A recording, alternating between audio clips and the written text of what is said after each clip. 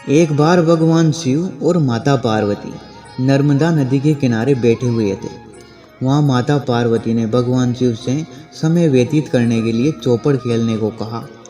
शिव चौपड़ खेलने को तैयार हो गए, लेकिन इस खेल में हार जीत का फैसला कौन करेगा, ये प्रश्न उनके समक्ष उठा। तो भगवान शिव ने कुछ तिनके एकत्रित किए और उसका एक पुतला बनाकर उसकी प्राण प्रतिष्ठा कर दी और पुतले से कहा, बेटा, हम चौपड़ खेलना चाहते हैं, लेकिन हमारी हार जीत का फैसला करने वाला कोई नहीं है, इसीलिए तुम बताना कि हम दोनों में से कौन हारा और कौन जीता।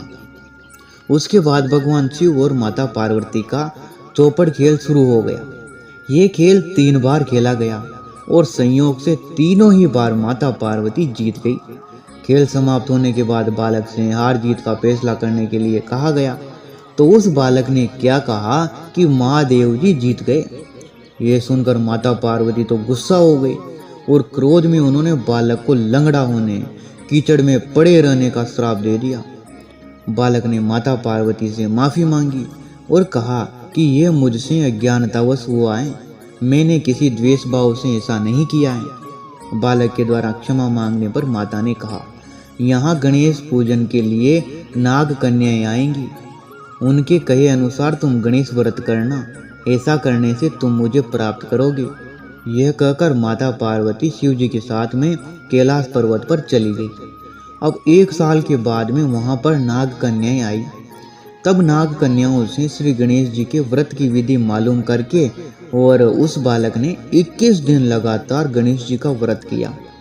उसकी श्रद्धा से गणेश जी प्रसन्न हो गए और उन्होंने बालक को मनवांचित फल मांगने के लिए कहा।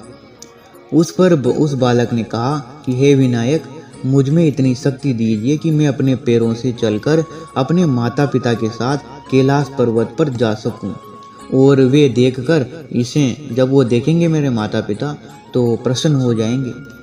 तो बालक को वरदान देकर श्री गणेश जी अंतर्ध्यान हो गए।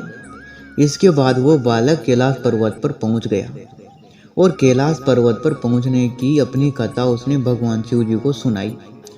चौपड़ वाले दिन से माता पार्वती शिव जी से विमुख हो गई थी, अतः देवी के रुष्ट होने पर भगवान शिव ने भी बालक के बताए अनुसार 21 दिन तक श्री गणेश जी का व्रत किया। इस व्रत के प्रभाव से माता पार्वती के मन से भगवान शिव के लिए जो नाराजगी थी वो समाप्त हो गई। तब यह व्रत विधि भगवान शंकर ने माता पार्वती को बताई। यह सुनकर माता पार्वती के मन में भी अपने पुत्र कार्तिकेय से मिलने का इच्छा प्रकट हुई। तब माता पार्वती ने भी 21 दिन तक श्री गणेश जी का व्रत किया। दूर्वा, फल और लड्डुओं से गणेश जी का पूजना अर्चन किया। व्रत के 21वें दिन कार्तिकेय जी स्वयं माता पार्वती से आकर मिल गए।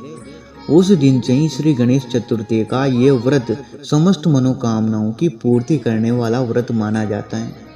इस व्रत को करने से मनुष्य के सारे कष्ट दूर होकर मनुष्य को समस्त सुख सुविधाएं प्राप्त होती है।